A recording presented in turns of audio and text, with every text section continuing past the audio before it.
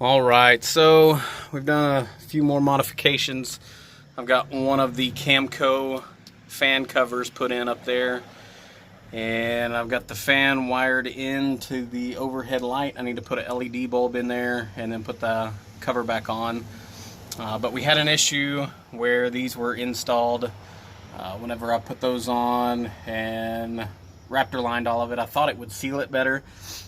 But yesterday the rain got in here. As you can tell from that, it still needs to dry out there in the carpet. But I got some foam gasket material cut out for the underneath of the roof racks and buttoned everything back up.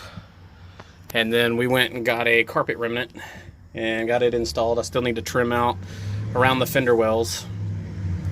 And then tomorrow I'm gonna build Chloe's bunk up there from that ledge over to that ledge, and then bolt the camper shell down and get rid of these clamps.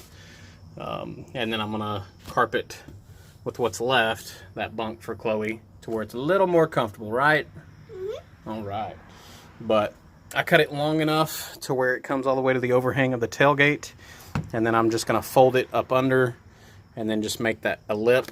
Inside we have a queen tri-fold mattress. It's 4 inches thick.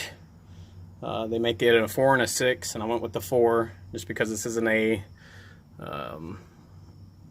higher raised camper shell. It's just a flat, even with the roof line of the truck, so I didn't want to get too crazy with it. But the end goal here, just like what my dad had when my brother and I were little, we had the bunk for my brother and I, again from that ledge to there in his truck, and then my mom and my dad were here with their feet going underneath that bunk. And then you can still put all your stuff and everything back there.